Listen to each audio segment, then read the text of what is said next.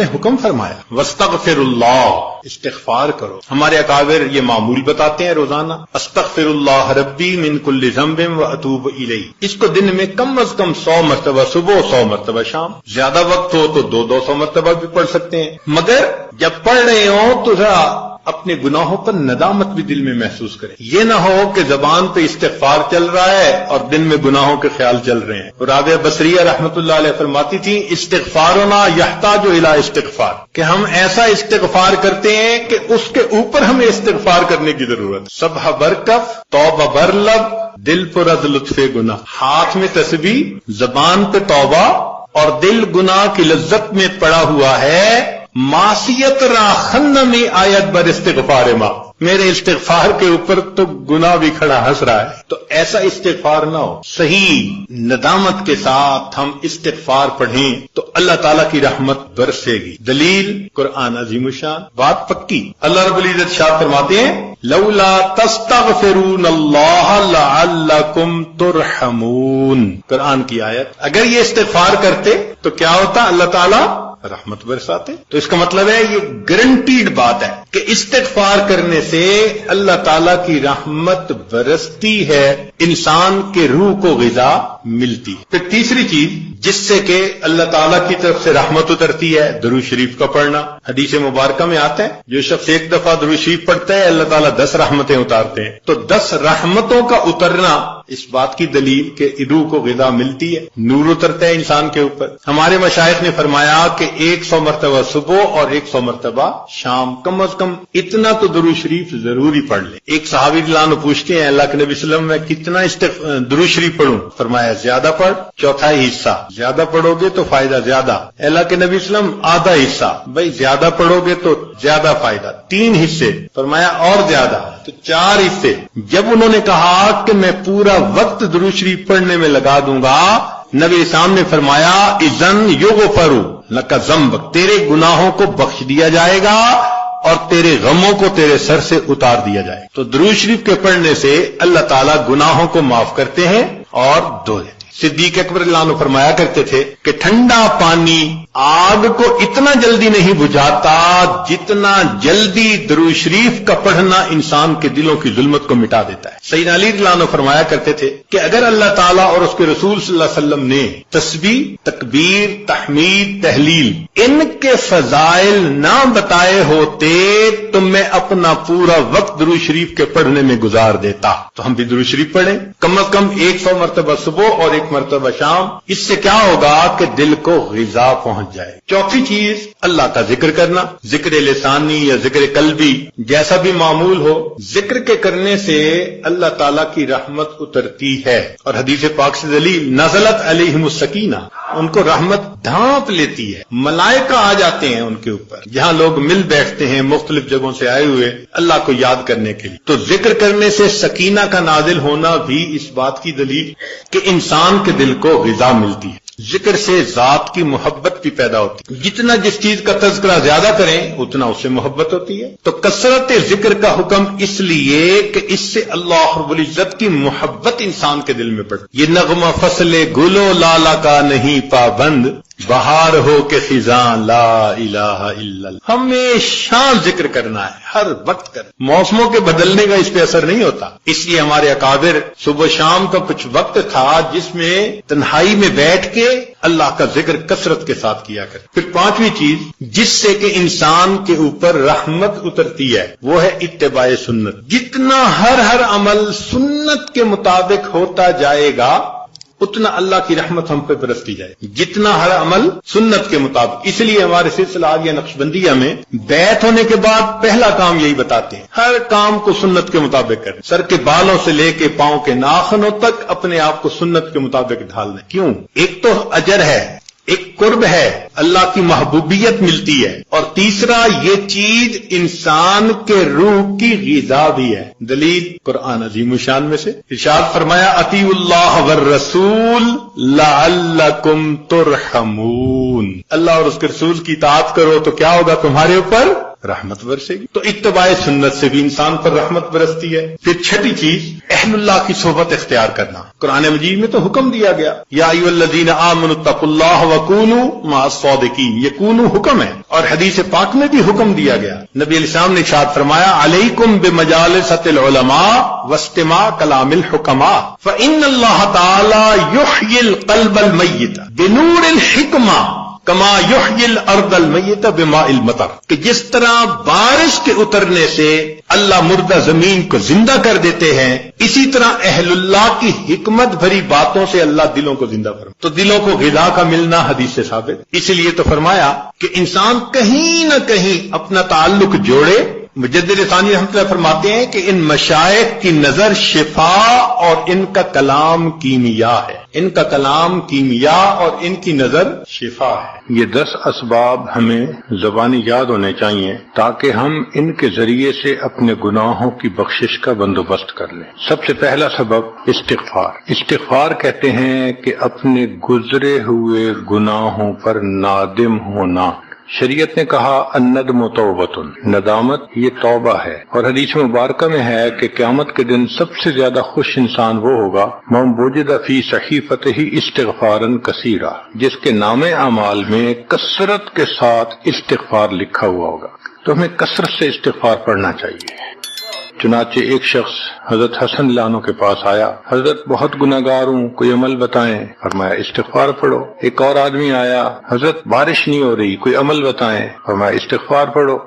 پھر ایک آدمی آیا کہ حضرت بہت قرضہ چڑھ گیا، دعا کریں کہ کوئی اسباب بن جائیں رزق کے، مال کے، تاکہ قرضہ اتر جائے۔ فرمایا استغفار پڑھو۔ پھر ایک شخص آیا کہ حضرت دعا کریں اللہ مجھے بیٹا دے دے۔ فرمایا استغفار کرو۔ ایک آدمی آیا میرا باغ ہے، دعا کریں کہ میرا پھل زیادہ لگے۔ فرمایا استغفار کرو۔ ایک آدمی آیا میری کھیتی باڑی کی زمین ہے، دعا کریں پانی اندر سے نکل آئے۔ فرمایا استغفار کرو۔ اب سننے والا حیران کہ مختلف لوگ مختلف ضروریات آ کر بیان کرتے رہے، سب کے لیے ایک ہی جواب۔ تو اس نے پوچھا کہ حضرت کیا مسئلہ؟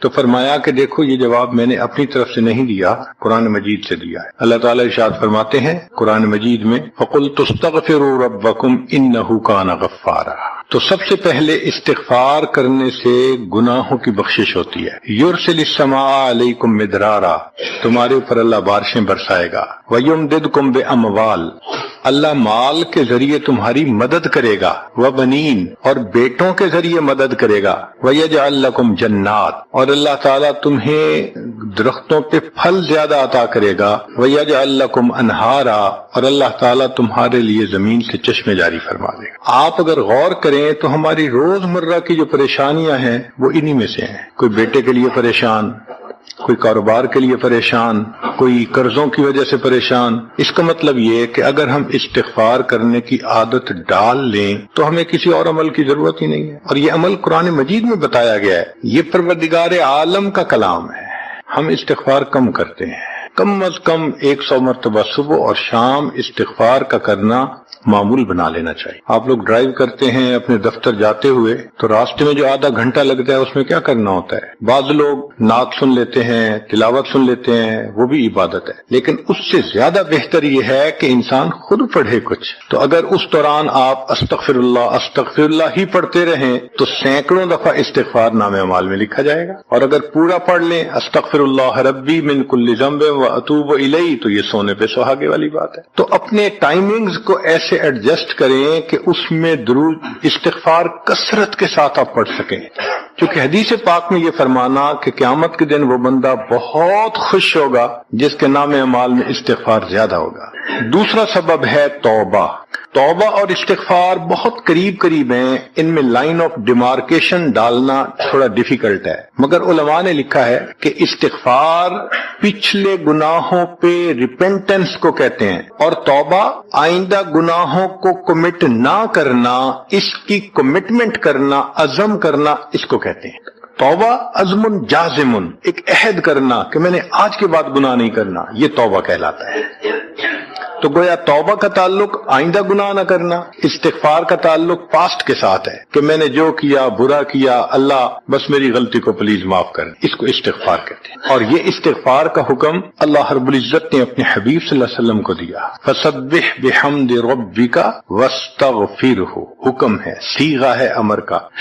اللہ کے محبوب صلی اللہ علیہ وسلم کو اگر یہ حکم ہے تو سوچئے پھر ہمیں استغفار کرنے کی کتنی ضرورت ہے۔ توبہ ہر بندے پہ کرنی ضروری، چنانچہ کافر ہے تو وہ کفر سے توبہ کر کے مسلمان بن جائے، مومن ہے گناہوں سے توبہ کر کے نیک بن جائے، جو نیک ہے وہ جو اپنے اعمال کے اندر غفلت ہوتی ہے، نماز کی غفلت، ذکر میں غفلت، تلاوت میں غفلت، اس غفلت سے توبہ کرے، اور جو کہے کہ جی میں تو اس سے بھی توبہ کرتا ہوں، تو بھئی ہم جو اعمال کرتے ہیں یہ اس کوالٹی کے تو نہیں کہ اللہ تعالیٰ کے ہاں قبولیت پا سکے۔ اب پھر استغفار کرنا کہ اللہ اس کو قبول کر لیجئے، جو کہ اللہ کے محبوب صلی اللہ علیہ وسلم نے فرمایا ما عبدنا کا حق کا عبادت، اے اللہ ہم نے عبادت نہیں کی جیسے عبادت کرنے کا حق تھا۔ اگر سید الاولین والآخرین صلی اللہ علیہ وسلم یہ فرماتے ہیں، ہم کس کھیت کی گاجر مولی ہیں، ہماری عبادتیں کیا عبادتیں؟ تو استغفار کرنا، توبہ کرنا ہم میں سے ہر بندے پر لازم ہے۔ تیسری چیز جس سے کہ گناہ معاف ہوتے ہیں، الحسنات الماحیہ، نیکیاں۔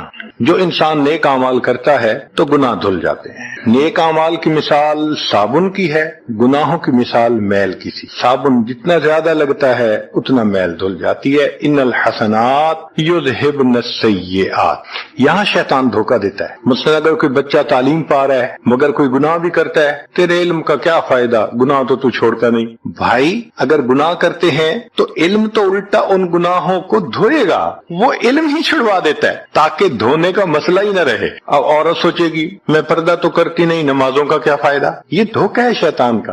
بھئی آپ نمازیں پڑھتی رہو، اس نمازوں کی برکت سے اللہ پھر پردے کی بھی توفیق دے دیں گے۔ تو نیکی نہیں چھوڑنی چاہیے کبھی بھی، یہ سوچ کے جی میں اچھا تو ہوں نہیں، کیا فائدہ؟ فائدہ ہے۔ جب اللہ فرما رہے ہیں کہ نیکیاں گناہوں کو دھو دیتی ہیں، بھئی گناہ تو ہم چھوڑتے نہیں اور نیکی آرام سے چھوڑ دیتے ہیں، یہ کہاں کی لاجک ہے؟ تو اس لیے نیکی بھاگ بھاگ کے کرنی چاہیے۔ اگر گناہ ہیں تو نیکی اور زیادہ کریں تاکہ نیکی کی برکت سے گناہوں کی ظلمت ختم ہو جائے اور دھل جائے۔ حدیث پاک میں ہے بندہ گناہ کرتا ہے لکھ دیا جاتا ہے، دوسرا گناہ، تیسرا، 5 گناہ کرتا ہے، پھر اس کے بعد وہ ایک نیکی کرتا ہے تو نیکی والا فرشتہ کہتا ہے کہ دیکھو اللہ کے ہاں دستور ہے من جاء بالحسنۃ فلہ عشر امثالھا، اس کو 10 نیکیاں ملنی تھیں، تم نے 5 گناہ لکھے ہیں نا، اچھا تم 5 گناہ مٹا دو، میں نامہ اعمال میں 10 نیکیوں کی بجائے صرف 5 نیکیاں بیلنس وہ ڈال دیتا ہوں۔ چنانچہ 5 گناہ مٹا دیے جاتے ہیں، 5 نیکیاں نامہ اعمال میں لکھ دی جاتی ہیں۔ اس لیے خوب نیکی کرنی چاہیے تاکہ اللہ تعالیٰ گناہوں کی ظلمت سے ہمیں محفوظ فرما دے۔ چوتھی چیز جس سے کہ گناہ معاف ہوتے ہیں، دعاء المؤمنین للمؤمن، جو ایمان والے ایک دوسرے کے لیے دعائیں کرتے ہیں اس سے بھی گناہ معاف ہوتے ہیں۔ چنانچہ عمر لانو جا رہے تھے عمرے کے لیے، نبی علیہ السلام نے فرمایا اے بھائی ہمیں اپنی دعاؤں میں نہ بھولنا، تو نبی علیہ السلام نے امت کو تعلیم دی کہ ایک دوسرے کو دعاؤں کے لیے کہنا چاہیے۔ یہ بہت اچھی عادت ہے کہ جب کسی سے ملیں جی ہمیں اپنی دعاؤں میں یاد رکھیں، والدین کو کہنا، بڑوں کو کہنا، دوستوں کو کہنا، کیا معلوم کس کی مانگی ہوئی دعا کام آ جائے۔ اس دعا کا فائدہ ہوتا ہے نا، تبھی تو قرآن مجید میں دعا سکھائی گئی، ربنا اغفر لنا ولاخواننا الذین سبقونا بالایمان، اے اللہ جو ہم سے پہلے ایمان والے چلے گئے ان کی بھی مغفرت فرما دے۔ تو فائدہ ہوتا ہے تو قرآن نے دعا سکھائی ہے نا۔ تو ایمان والوں کی دعاؤں سے دوسرے ایمان والوں کو فائدہ ہوتا ہے۔ حدیث پاک میں ہے دوست کی دعا دوست کے پیٹھ پیچھے رد نہیں کی جاتی، کیوں؟ اس میں خلوص ہوتا ہے۔ تو اس لیے حدیث پاک میں ہے، مسلم شریف کی روایت ہے کہ اگر کوئی آدمی فوت ہو جائے اور 40 آدمی جنازہ پڑھ لیں جو ایمان والے ہوں، توحید والے ہوں، فرمایا ما من رجل مسلم یموت فیقوم علی جنازتہ 40 رجلا لا یشرکون باللہ شیئا الا شفعهم اللہ فی، اللہ 40 بندوں کی نماز جنازہ کو قبول کر کے میت کی مغفرت فرما دیتے ہیں۔ 5واں عمل ما یعمل للمیت من اعمال البر، ہم اپنے فوت شدہ لوگوں کے لیے جو نفل کے کوئی نیک کام کرتے ہیں اس سے بھی ان کے گناہ معاف ہوتے ہیں. مثلا صدقہ کر دیا، قرآن پاک پڑھا، ان کو بخش دیا، ان کی طرف سے عمرہ کیا، حج کیا، ان نفلی اعمال کا ثواب ان کو ملتا ہے. اس کی وجہ سے ان کے گناہوں کو معاف کر دیا جاتا ہے. چنانچہ حضرت شیخ الحدیث رحمۃ اللہ علیہ نے فضائل ذکر میں یا کسی اور کتاب میں واقعہ لکھا ہے کہ ایک اللہ والے تھے، قبرستان کے قریب سے جاتے ہوئے انہوں نے کچھ پڑھ کے قبرستان والوں کو بخش دیا. رات خواب دیکھا کہ وہی قبرستان والے ہیں اور ایک آدمی آتا ہے جیسے کوئی ڈاک تقسیم کرنے والا ڈاکیا ہوتا ہے، اور سب اس کی طرف بھاگ پڑتے ہیں جیسے ڈاک لینے کے لیے. ایک بندہ پیچھے آرام سے بیٹھا ہوتا ہے. وہ پوچھتا ہے کیا معاملہ؟ وہ کہتے ہیں کہ یہ فرشتہ آیا ہے، روزانہ کی جو ڈاک آئی ہے نا نیکیوں کی، جو اولاد نے، رشتہ داروں نے، دوستوں نے کیے، لہذا وہ اعمال نیکیاں ملتی ہیں تو یہ سب لوگ جاتے ہیں کہ نیکیاں ملیں گی، ہمارا درجہ بڑھے گا. اس نے کہا کہ آپ کو ضرورت نہیں ہے. کہنے لگا ہاں میں لے لوں گا، مگر میرا ایک بیٹا ہے جسے میں نے قرآن پاک کا حافظ بنایا، اس کی دکان ہے، وہ سارا دن دکان پہ بیٹھا رہتا ہے اور ساتھ ساتھ قرآن پڑھتا رہتا ہے، تو مجھے اتنی نیکیاں مل جاتی ہیں کہ میں بعد میں لے لوں گا. اس نے کہا بیٹا کہاں؟ اس نے کہا فلاں جگہ دکان ہے. وہ اللہ والے جب وہاں گئے اگلے دن تو دیکھا کہ ایک نوجوان ہے اور وہ بیٹھا ہوا ہے، گاہک آتا ہے تو اس کو سودا بیچ دیتا ہے، جب گاہک کوئی نہیں ہوتا تو وہ قرآن پڑھنا شروع کر دیتا ہے. تو وہ سمجھ گیا کہ میرا خواب سچا تھا، اس بچے کے قرآن پڑھنے سے اس کے والد کو خوب بینیفٹ مل رہا ہے. کچھ عرصے کے بعد دوبارہ پھر اسی قبرستان کے قریب سے گزرے، پھر انہوں نے کچھ پڑھ کے بخش دیا. رات خواب میں دیکھا کہ اب جب تقسیم ہوا تو سب بھاگے تو وہ بندہ بھی بھاگا. انہوں نے کہا آپ بھی بھاگ رہے ہو؟ کہنے لگا ہاں میں اس لیے بھاگ رہا ہوں کہ میرا وہ بیٹا فوت ہو گیا، اب مجھے قرآن پڑھ کے بخشنے والا کوئی ایسا ہے نہیں، تو جو عام ایمان والوں کا ثواب آتا ہے میں بھی اسی میں سے اپنا حصہ لینے کے لیے جا رہا ہوں. تو ایمان والوں کے ان اعمال کا ثواب بھی ملتا ہے، اور اصل میں یہ اسی بندے کا اپنا عمل ہوتا ہے. یہ ذہن میں رکھنا کہ جو ایمان والے پڑھ کے بخشتے ہیں نا اس کا ثواب کیوں ملتا ہے؟ اس کا اپنا عمل. دیکھو اس نے نیکوں سے تعلق جوڑا. وہ بھی تو ہوتے ہیں جن کے مرنے کے بعد پیچھے ریچھ کتے کی لڑائی کرواتے ہیں، میلے لگواتے ہیں، موسیقی کی محفلیں ہوتی ہیں، وہ بھی تو ہوتے ہیں نا، تو ان کو کچھ نہیں ملتا. اس بندے نے نیکوں سے محبت کی، یہ اس کا اپنا عمل ہے، اس کی محبت کی وجہ سے اب یہ لوگ اس کو پڑھتے ہیں، اللہ اس کو ثواب پہنچا دیتے ہیں، اس کے اپنا عمل ہے اصل میں. پھر چھٹی چیز جس کی وجہ سے گناہ معاف ہوتے ہیں، المصائب التی یکفر اللہ بہا الخطایا فی الدنیا. دنیا میں انسان کو جو مشکلات، تکلیفیں، مصیبتیں پہنچتی ہیں ان کی وجہ سے گناہ معاف کر دیے جاتے ہیں. کوئی مصیبت دنیا میں پہنچتی ہے گناہ معاف ہوتے ہیں. چنانچہ نبی علیہ السلام تشریف فرما تھے، چراغ بجھ گیا، نبی علیہ السلام نے فرمایا انا للہ و انا الیہ راجعون. ام المؤمنین عائشہ صدیقہ نے پوچھا اے اللہ کے حبیب صلی اللہ علیہ وسلم یہ تو پڑھتے ہیں جب کوئی آدمی فوت ہو جاتا ہے. فرمایا عائشہ مومن کو جو بھی دنیا میں تکلیف غم پہنچتا ہے اگر وہ اس کے اوپر انا للہ پڑھ لے اس کو ثواب ملتا ہے. تو سوچنے کی بات ہے چراغ کے بجھنے پر اگر ثواب ملتا ہے تو کسی عزیز کی زندگی کا چراغ بجھ گیا اس پر کتنا ثواب ملے گا. اس لیے تکلیف آئے تو پریشان ہونے کی بات نہیں ہوتی، صبر کرنے کی بات ہوتی. انسان بے صبری کے ذریعے خواہ اس تکلیف پر ملنے والے ثواب سے اپنے آپ کو محروم کر دیتا ہے. بے صبری سے تکلیف ختم نہیں ہوتی، ثواب ملنا بند ہو جاتا ہے. تو بے صبری کا کیا فائدہ؟ اور ہو سکتا ہے کہ یہ مصیبت جو آئی یہ بندے نے خود مانگی ہو. یہ بھی عجیب بات ہے. آپ کہیں گے جی کوئی بندہ مصیبت تو نہیں مانگتا. ہاں ہو سکتا ہے مانگی ہو. کیسے کہ دعا مانگی اللہ مجھے قیامت کے دن میرے محبوب صلی اللہ علیہ وسلم کے ہاتھوں حوض کوثر کا جام عطا کر دینا. اللہ نے دعا قبول کر لی. عمل تو ہے نہیں کہ یہ نعمت نصیب ہو. تو اب کیسے ملے گا؟ اللہ تعالیٰ بیماری، مصیبت، پریشانی کچھ اس کے اوپر بھیج دیتے ہیں. اگر یہ بندہ اس پر صبر کر لیتا ہے اس کو بہانہ بنا کر اللہ اس کو وہ نعمت عطا فرما دیتے ہیں. چنانچہ ایک بزرگ تھے 70s میں تھے، بیوی بھی اسی طرح بہت نیک تھی. بیوی نے کہا کہ میرا بڑا دل چاہتا ہے کہ نبی علیہ الصلوۃ والسلام کا دیدار نصیب ہو. میں بڑا درود شریف پڑھتی ہوں، نفل پڑھتی ہوں، مگر مجھے واضح زیارت نہیں ہوئی. آپ کو کوئی عمل آتا ہو تو بتا دیں. انہوں نے کہا عمل آتا ہے، کرو گی؟ کہا بالکل کروں گی. کہنے لگے اچھا جمعہ کا دن آ رہا ہے، خوب نہا دھو کے وہ جو دلہن والے کپڑے تھے نا تمہارے کناری والے گوٹے وہ پہننا اور میک اپ کرنا، خوشبو لگانا، اور میں بس جمعہ پڑھ کے آؤں گا تو پھر ٹھیک. اس نے کہا بہت اچھا. وہ اللہ کی بندی نہائی دھوئی دلہن کی طرح خوب تیار ہوئی, کپڑے دلہن والے پہنے. ان بزرگوں نے جمعہ کی نماز پڑھی تو ساتھ بھائی کا گھر تھا اس کی, یعنی ان کی بیوی کا. تو بیوی کے بھائی کے گھر چلے گئے, اس کو جا کے کہا میری عمر دیکھو اور آ کے اپنی بیوی بہن کی حالت دیکھو. اس نے کہا کیا مسئلہ؟ وہ ساتھ آ گیا. اور جب گھر آ کے اس نے دیکھا تو بیوی تو دلہن بنی بیٹھی ہے. بھائی کو غصہ آیا, تمہیں اپنی یہ تمہاری عمر اور یہ تمہارے لچھن. اس نے تو ڈانٹا اور وہ بیچاری روئی, اس کا دل ٹوٹا, رو رو کے حال برا, سو گئی. اللہ کی شان کہ اس نیند میں اس کو نبی علیہ السلام کی زیارت نصیب ہو گئی. اب وہ اٹھی تو وہ خوش بھی ہے اور پریشان بھی ہے. خوش اس بات پہ کہ زیارت ہو گئی, اور پریشان اس بات پہ کہ میاں نے کیا کیا, خود کہا دلہن بنو اور خود بھائی سے مجھے ڈانٹ پڑوا دی. تو پھر اس نے پوچھا کہ آپ نے ایسا کیوں کیا؟ انہوں نے کہا دیکھو میں تمہاری زندگی کو قریب سے جانتا ہوں, میں نے تمہیں اتنا پیار محبت سے رکھا ہے کہ تمہیں زندگی کے کوئی تکلیف نہیں پہنچنے دی. میں نے تم نے عبادت کی انتہا کی ہے, مگر کچھ نعمتیں ہوتی ہیں جو دل ٹوٹنے پہ ملتی ہیں. تو تمہارا تو کبھی دل ٹوٹا نہیں, تو میں نے ایک بہانہ بنایا کہ تمہیں کہا دلہن بنو, بھائی کو شکایت لگا دی, اس نے ڈانٹ پلا دی, تمہارا دل ٹوٹا, اللہ کو رحم آ گیا. اللہ تعالیٰ ٹوٹے دلوں پر رحم فرما دیتے ہیں. تو ممکن ہے کہ یہ مصیبت, یہ پریشانی اللہ کی طرف سے ہمارے لیے انعام کا سبب بن کے آئی ہو. اس لیے ہمارے بزرگوں نے کہا سکھ دکھاں تو دیواں وار, کہ میں سکھوں کو دکھوں پہ قربان کر دوں. سکھ دکھاں تو دیواں وار, دکھاں آن ملائم یار, کہ دکھوں نے مجھے میرے یار سے ملا دیا. اللہ کو بڑا ترس آتا ہے اس بندے پر جس پر کوئی مصیبت آتی ہے, پریشانی آتی ہے. پھر ساتویں چیز جس سے کہ گناہ معاف ہوتے ہیں, ما یحصل فی القبر من الفتنة والزغطة والروع, قبر کے اندر انسان جب جائے گا تو اس کو وہاں پر ضغط قبر پیش آئے گا. قبر دباتی ہے, اس قبر کے دبانے سے بھی گناہ معاف ہوتے ہیں, اور یہ ضغط قبر ہر کسی کو پیش آئے گا.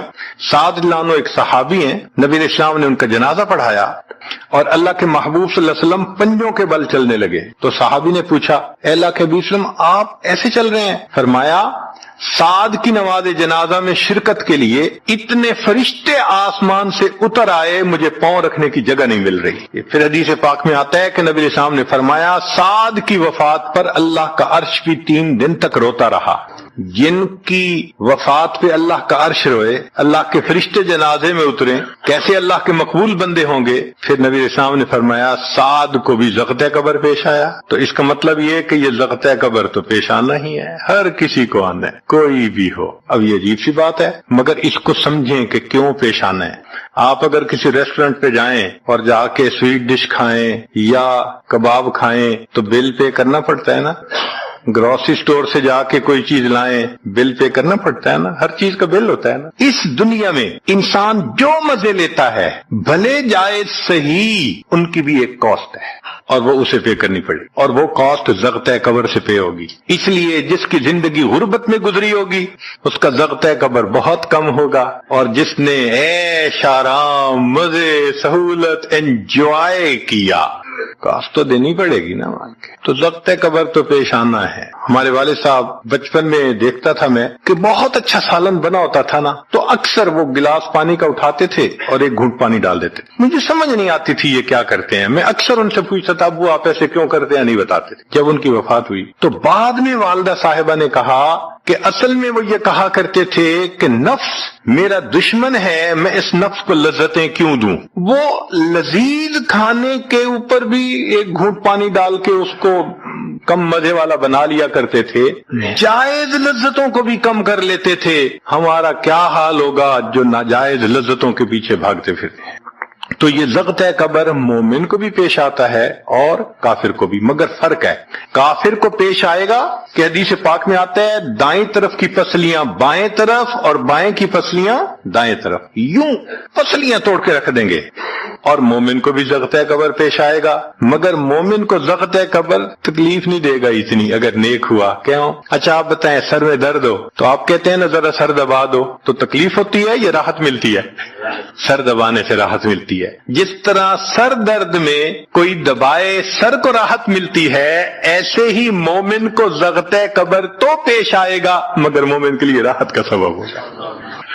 آٹھویں چیز جس سے کہ گناہ معاف ہوں گے، احوال یوم القیامت و کربھا و شدائدھا، قیامت کے دن جو انسان کو ایک وحشت کی کیفیت ہوگی، ہول کی کیفیت ہوگی، خوف ڈر کی کیفیت ہوگی۔ اللہ اکبر۔ امام غزالی رحمت اللہ علیہ نے تفصیل لکھی ہے کہ سارے لوگ کھڑے ہوں گے اور سورج بہت قریب ہوگا، پسینے میں شرابور ہوں گے۔ اللہ اکبر۔ اس وقت جہنم کے اندر ابال آئے گا اور جہنم کے اندر سے انگارے اٹھ کر اوپر جائیں گے اور واپس گریں گے۔ فرماتے ہیں اس وقت انبیاء میں سے کوئی نبی بھی ایسا نہیں ہوگا جس کو یہ ڈر نہ ہو کہ کہیں انگارے میرے اوپر نہ آ جائیں۔ اگر انبیاء بھی تھرا رہے ہوں گے، ہمارا اس دن کیا حال ہوگا؟ تو قیامت کے دن کی دہشت اور وحشت کوئی چھوٹی چیز نہیں ہے، مگر اس سے بھی اللہ تعالیٰ ایمان والوں کے گناہوں کو معاف فرما دے۔ پھر نویں چیز جس سے کہ گناہ معاف ہوں گے، شفاعت النبی صلی اللہ علیہ وسلم فی اہل الذنوب یوم القیامہ، قیامت کے دن اللہ کے پیارے حبیب صلی اللہ علیہ وسلم جو اپنی امت کے لیے شفاعت فرمائیں گے، اللہ اس پر بھی امتیوں کے گناہوں کو معاف فرما دیں گے۔ نبی اسلام نے ارشاد فرمایا کہ اللہ رب العزت نے ہر نبی علیہ السلام کو ایک ایسی دعا مانگنے کا اختیار دیا کہ جیسی دعا مانگی جائے گی منوان قبول ہو جائے گی۔ تو انبیاء نے دعائیں مانگی تو صحابی نے پوچھا اے اللہ کے حبیب صلی اللہ علیہ وسلم آپ کو بھی اختیار دیا گیا؟ فرمایا مجھے بھی اختیار دیا گیا۔ اے اللہ کے حبیب صلی اللہ علیہ وسلم آپ نے کیا دعا مانگی؟ فرمایا میں نے کوئی دعا نہیں مانگی، میں نے اس کو ذخیرہ رکھ لیا، قیامت کے دن جب میری گنہگار امت کا حساب ہوگا اس وقت میں وہ دعا مانگوں گا، امت کو لے کے جنت میں جاؤں گا۔ اللہ کے محبوب صلی اللہ علیہ وسلم کو امت سے کتنا پیار تھا۔ کوئی ماں اولاد کے لیے 23 سال نہیں روتی، جوان بیٹا فوت ہو 2-4 مہینے رو کے پھر نارمل لائف ہو جاتی ہے۔ کوئی باپ اولاد کے لیے 23 سال نہیں روتا۔ اللہ کے پیارے حبیب صلی اللہ علیہ وسلم امت کے لیے 23 سال آنسو ہوا، رب امتی رب امتی رب امتی دعا مانگتے تھے، لمبے سجدے۔ ام المومنین عائشہ صدیقہ عنہا فرماتی ہیں کہ محبوب صلی اللہ علیہ وسلم کے آنسو جو مصلی پہ گرتے تھے مجھے لگتا تھا کہ بارش کے قطرے زمین کے اوپر گر رہے ہیں، ایسے آواز محسوس ہوتی تھی۔ اور اتنا لمبا سجدہ ہوتا تھا کہ کبھی کبھی میں اٹھ کے محبوب صلی اللہ علیہ وسلم کے پاؤں کے انگوٹھے کو ٹچ کرتی تھی کہ ابھی جان تو سلامت ہے نا، تب مجھے احساس ہوتا تھا نہیں ابھی تک نہیں، سجدہ لمبا ہو گیا۔ اتنا لمبا سجدہ کس کے لیے؟ اللہ امت کو گناہوں کو معاف فرما دے، امت کے گناہوں کو معاف۔ چنانچہ جب نبی علیہ الصلوۃ والسلام پر آخری یعنی مرض آئی، بیماری کی کیفیت آئی، تو اللہ کے حبیب صلی اللہ علیہ وسلم کو بخار بہت تیز ہو گیا تھا، اور جو مسجد میں آخری مرتبہ لائے تھے تو 2 آدمی تھے، ایک ادھر تھا ایک ادھر تھا، اور اللہ کے حبیب صلی اللہ علیہ وسلم نے ان کا سہارا لیا تھا اور بہت مشکل سے چل کے تشریف لائے تھے۔ یہ آخری نماز، پھر واپس تشریف لے گئے، بخار اور تیز ہو گیا۔